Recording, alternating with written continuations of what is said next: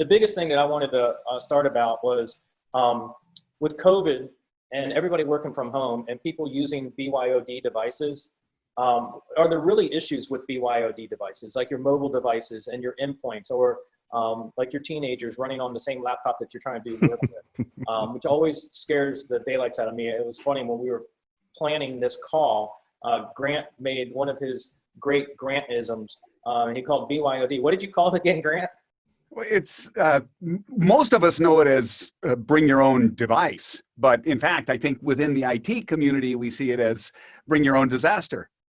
Yeah, yeah, and it's funny because you know, everybody started getting their email on those systems, and everybody thinks that these mobile devices are really secure and it's the best place to be able to do some work.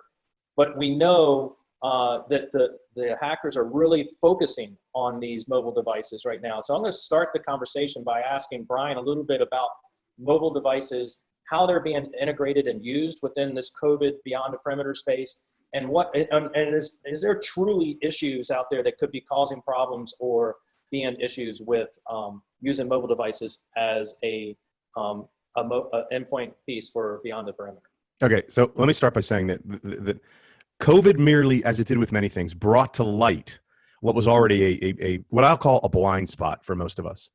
And we already were in bits and pieces allowing people to bring their own devices in and use them and access corporate resources. And I think if you asked anybody, and I know most of the people on this call are savvy, so if you asked anybody, you know, their perspective on, you know, allowing a mobile device to access the network, I'm sure they would say it's an important thing to make sure it's secured. Well, in COVID, in Corona time, starting with lockdown and proceeding all the way to current time, the consumption of critical resources inside the company's network has, if not been dominated by these bring your own devices like mobile devices.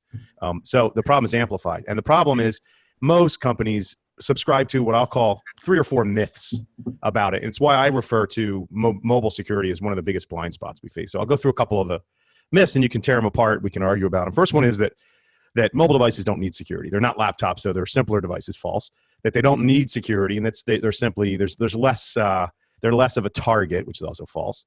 iOS devices, like Apple devices, your iPhone you're holding in your hand. Some people probably believe that device, no matter what access it has into your network, it's a walled garden of an operating system, so it's fine. That's also false. Some companies fear the discussion. And I'll model that for you. We know that we had to give people access through these mobile devices, so we did, but we're afraid to talk about the possible privacy issues around putting any kind of security control on an employee-owned device. Bring your own device is not the only ownership model. We talk mostly about it because it's the one that people fear the most, which is bring your own device is exactly that. The employee, you, me, we have our own phones we maintain. We have our own Instagram accounts, our own pictures, our own social media, you name it. And then now we're also using it to access corporate devices. There are other ownership models, but that's the scariest one. And most companies don't want to get involved with securing, you know, people's personal devices. So when you put it all together, and on top of all that, you throw the scaling issue. So if I told you that I was going to secure just the CEO's single mobile phone, okay, maybe I can chew on that problem. But when you try to scale this up to thousands of devices or even tens of thousands of devices, there's a fear that there's just no way they could get their arms around it.